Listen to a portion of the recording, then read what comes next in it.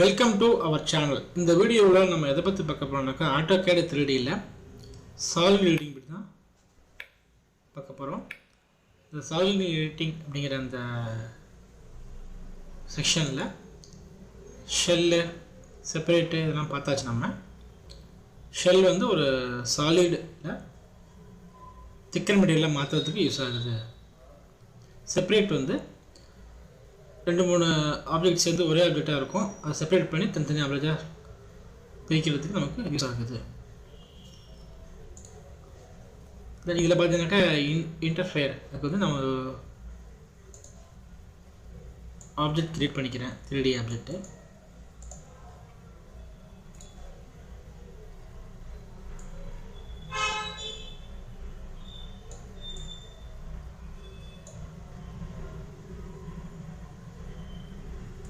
Create பண்ணிட்டேன்.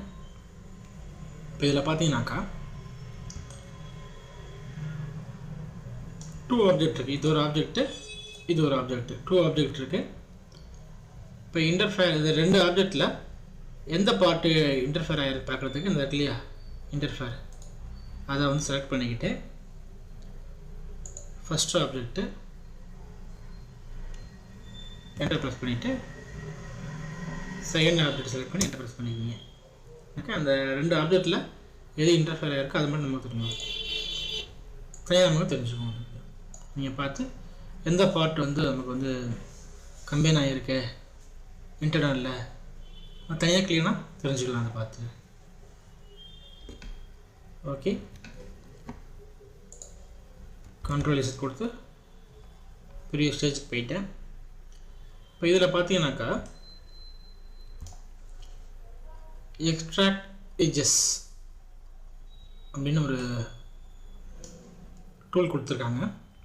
அதுக்கு முன்னாடி இது வந்து வியூ மாற்றிப்போம். நம்ம விசுவலைஸ் போயிட்டு ஷேடர் இருக்கு இல்லையா அதை வந்து நம்ம வந்து 2D ஒயர் ஃபிலிமுக்கு மாற்றிடுவோம். இப்போ இதை நான் செலக்ட் பண்ணுறேன், அந்த பாக்ஸை செலக்ட் பண்ணுறேன். பாக்ஸ் வந்து ஃபுல்லாக ஒரே ஆப்ஜெக்டாக எனக்கு வந்து செலக்ட் ஆகிருக்கு. இப்போ சிலிண்டர் செலக்ட் பண்ணுறேன், இதெல்லாம் ஒரே ஆப்ஜெக்ட்டு. பாக்ஸை செலக்ட் பண்ண திரும்ப ஒரே ஆப்ஜெக்ட்டு. இப்போ எனக்கு வந்து எக்ஸ்ட்ராக்ட் இருக்கு இல்லையா சாலிடில் எக்ஸ்ட்ராக்ட் எட்ஜஸ் இருக்கு இல்லையா அந்த டூல் நான் செலக்ட் பண்ணிவிட்டு இந்த ஆப்ஜெக்டை செலக்ட் பண்ணி என்ட்ரு கொடுத்துட்டேன். இப்போ எனக்கு வந்து தனித்தனி ஆப்ஜெக்டாக வந்து அதாவது சேஞ்ச் ஆகிடும். இது ஒரு ஆப்ஜெக்ட்டு, இது ஒரு ஆப்ஜெக்ட்டு, இது ஒரு ஆப்ஜெக்ட்டு, இது ஒரு ஆப்ஜெக்ட்டு, அந்த மாதிரி வந்து செப்பரேட்டாக நமக்கு வந்து சேஞ்ச் ஆகிடுச்சு. இது ஒரே ஆப்ஜெக்டாக இருக்கும், இந்த பார்ட் மட்டும் செப்பரேட் ஆப்ஜெக்டாக இருக்கும். இந்த மாதிரி எக்ஸ்ட்ராக்ட் எட்ஜஸ் அந்த டூலை யூஸ் பண்ணி நம்ம வந்து செப்பரேட் பண்ணிக்கலாம். கண்ட்ரோல் செட் கொடுத்து நான் பெரிய ஸ்டேஜுக்கு போயிட்டேன்.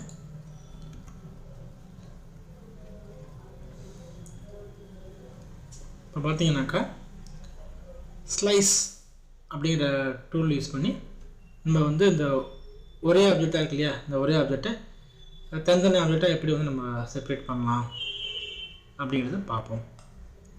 ஏற்கனவே இந்த டூலில் கொடுத்துருக்கேன் இல்லையா இந்த செப்பரேட் அப்படிங்கிறது நம்ம ஏற்கனவே பார்த்துருக்கோம்.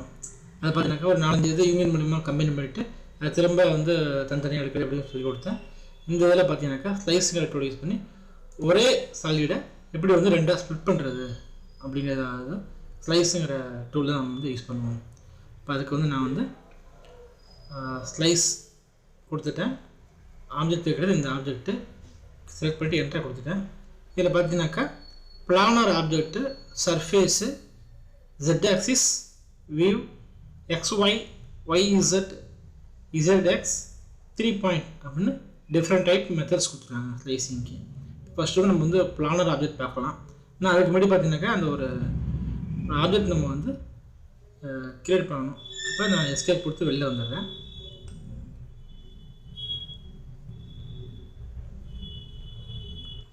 இதை வந்து ட்ரா பண்ணும்போது வந்து 2Dக்கு போய்க்கும், அப்போ நமக்கு ட்ரா பண்ண கொஞ்சம் ஈஸியாக இருக்கும்.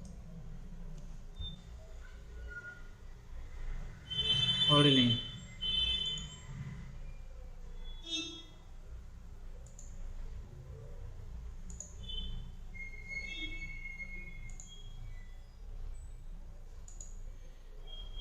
எஸ்கேப் ஒரு பாலிலைன் கொடுத்துட்டேன்.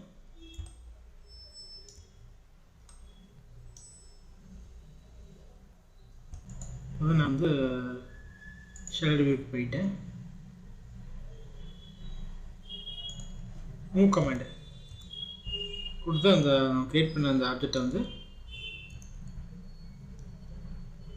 மிட் பாயிண்ட்டை பேஸ் பண்ணி மூவ் பண்ணிக்கிட்டேன். இப்போ வந்து சாலிடில் ஸ்லைஸ் போயிட்டேன். ஆப்ஜெக்ட் செலக்ட் பண்ணிட்டு என்டர் கொடுத்துட்டேன். இது வந்து பிளானர் ஆப்ஜெக்ட் செலக்ட் பண்ணிவிட்டு இப்போ வந்து வச்சோம் இல்லையா அந்த ஸ்கெட்ச் அந்த ஆப்ஜெக்டை செலக்ட் பண்ணிட்டேன். இதில் வந்து ரெண்டு சைடுமே நமக்கு வந்து என்னது கீப் போத் சைடு. அப்போ அதுக்கு வந்து பி ப்ரெஸ் பண்ணி என்ட்ரை கொடுத்துருங்க. அவ்வளோ. இப்போ நமக்கு வந்து தனித்தனி ஒரே சாலிட் ஆப்ஜெக்ட் வந்து தனித்தனி ஆப்ஜெக்டாக நமக்கு வந்து ஸ்ப்ளிட் ஆகிட்டு இதை பேஸ் பண்ணி தான் நம்ம வரைஞ்சோம் இல்லையா அந்த ஆப்ஜெக்டை பேஸ் பண்ணி அந்த ஆப்ஜெக்ட் இருக்கிற இடத்துல வந்து இந்த சைடு வந்து ஒரு ஆப்ஜெக்ட் ஆகும், இது ஒரு ஆப்ஜெக்ட் ஆகும், தனித்தனி ஆப்ஜெக்டாக வந்து ஸ்ப்ளிட் ஆகிட்டு ஒரே ஆப்ஜெக்ட் தான் அது. ஆக்சுவலி செப்பரேட் ஸ்லைஸ் வேறு டூலை யூஸ் பண்ணி நம்ம வந்து ரெண்டு ஆப்ஜெக்டாக சேஞ்ச் பண்ணிட்டோம். இப்போ நம்ம சர்ஃபேஸை பொறுத்து எப்படி வந்து ஸ்லைஸ் பண்ணுறதுன்னு பார்ப்போம். அதுக்கு வந்து ஒரு சிலிண்டர் நான் இங்கே ட்ரா பண்ணிக்கிறேன். ட்ரா பண்ணிவிட்டேன். இப்போ சர்ஃபேஸ்க்கு வந்து ஒரு லைன் ட்ரா பண்ணி அதை வந்து சர்ஃபேஸாக வந்து நம்ம வந்து கன்வெர்ட் பண்ணிக்குவோம். அதுக்கு நான் ஃப்ரண்ட் வியூ போயிட்டேன். இப்போ ஹோமில் எஸ்பி லைன் எடுத்துக்கிறேன். எஃபெக்ட் ஆஃப் பண்ணிட்டாங்க. அப்போ தான் ஸ்மூத்தாக நீங்கள் வந்து ட்ரா பண்ண முடியும். ஓகே, எனக்கு வந்து லைன் வந்து ட்ரா பண்ணியாச்சு. திரும்ப வந்து இப்போ வந்து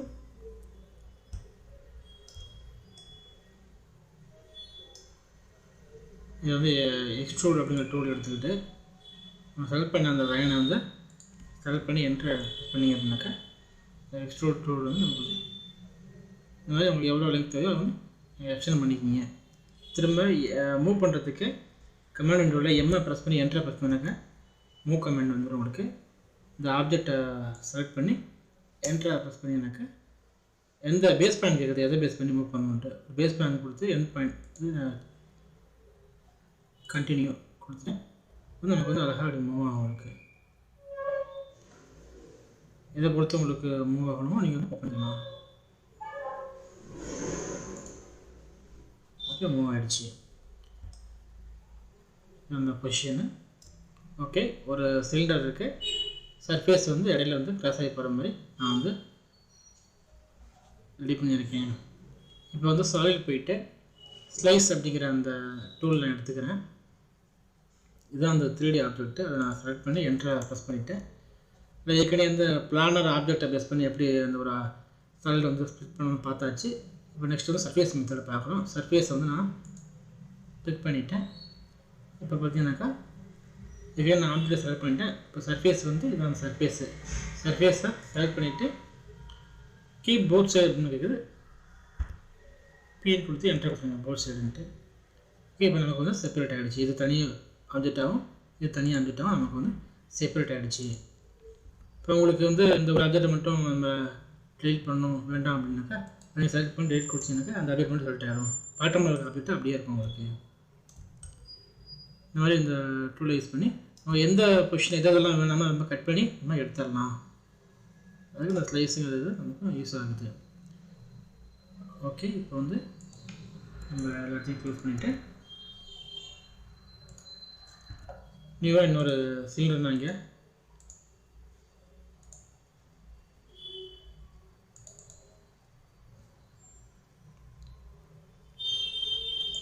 ஓகே. இப்போ வந்து ஸ்லைஸ் பண்ணிவிட்டு ஆப்ஜெக்டை செலக்ட் பண்ணி என்ட்ரை ப்ரெஸ் பண்ணிட்டேன்.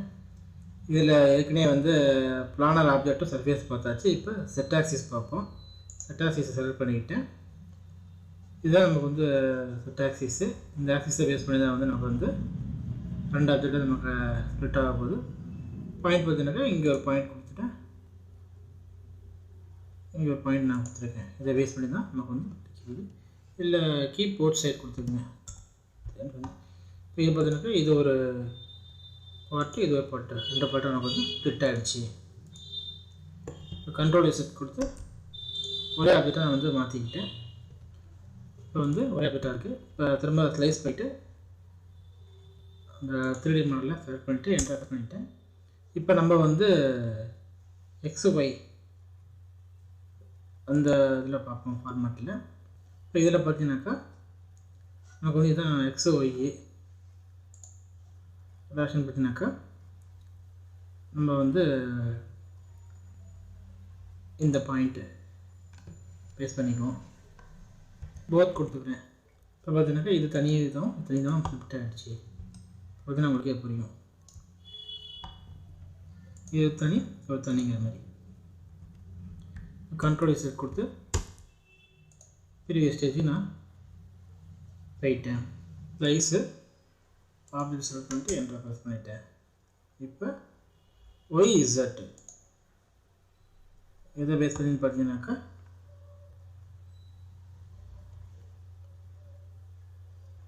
இதை பேஸ் பண்ணி போத் கொடுத்துட்டேன். இது ஒரு பார்ட்டாகவும் இது ஒரு பார்ட்டாகவும் நமக்கு வந்து ஸ்பிளிட் ஆகிடுச்சு.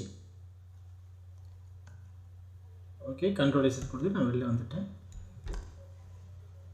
ஒரே ஆப்ஜெக்ட் நமக்கு வந்து கிரியேட் ஆகிடுச்சு.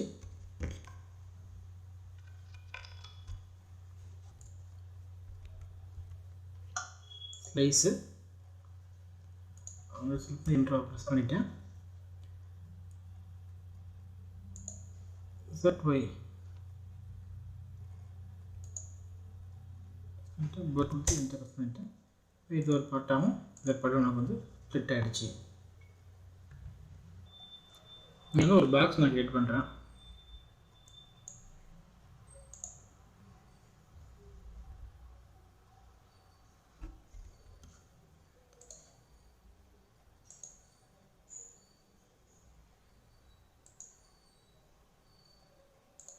பாக்ஸ் கிரியேட் பண்ணிட்டேன். இப்போ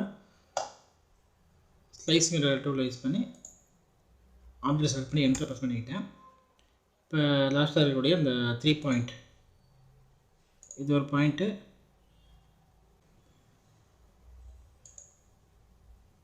இது ஒரு பாயிண்ட்டு இது நான் வந்து போத்துக்கு PA ப்ரெஸ் பண்ணி என்டர் ப்ரெஸ் பண்ணிட்டேன். இப்போ இந்த பார்ட்டு ஒரு பார்ட்டாகவும் இந்த பார்ட்டும் தனித்தனி பார்ட்டு நமக்கு வந்து ஃபிட் ஆகிடுச்சு. இந்த மாதிரி 3 பாயிண்ட் மெத்தடில் நம்ம வந்து ஃபிட் பண்ணுற மாதிரி இருக்கும். நெக்ஸ்ட் இப்போ திக்னஸ் பார்க்குறது அப்போ இதை வெல்ட் பண்ணிக்கிட்டேன். இப்போ திக்னஸ்க்கு லைனே நம்ம எடுத்துக்குவோமே.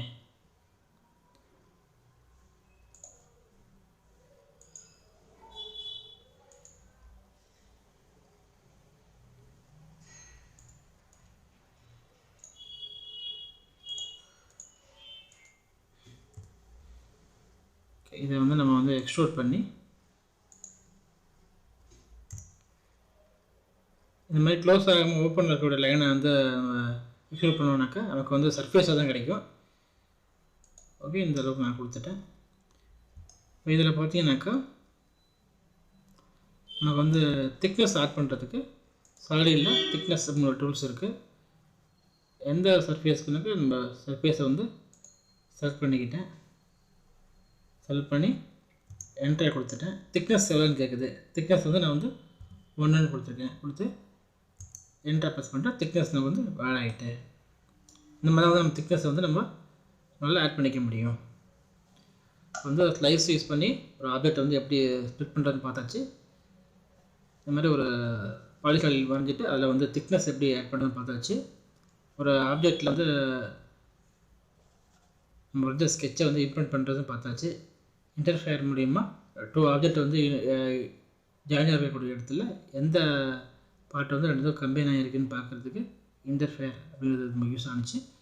ஒரு ஆப்ஜெக்டில் பார்த்தீங்கன்னாக்கா ஒரே ஆப்ஜெக்டாக இருக்கிறது தனித்தனியாக ஸ்ப்ளிட் பண்ணுறதுக்கு தனித்தனி லைன் மாதிரி பார்க்குறதுக்கு வந்து எக்ஸ்ட்ரா எட்ஜு நம்ம வந்து யூஸ் ஆனிச்சு. அப்புறம் சேம்பர், ஃபில்லட், தென் ஷெல்லு செப்பரேட், இதில் வந்து சாலிட் எடிட்டிங் டீட்டெயில்ஸ் ஃபுல்லாக பார்த்தாச்சு. தேங்க்யூ ஃபார் வாட்சிங்.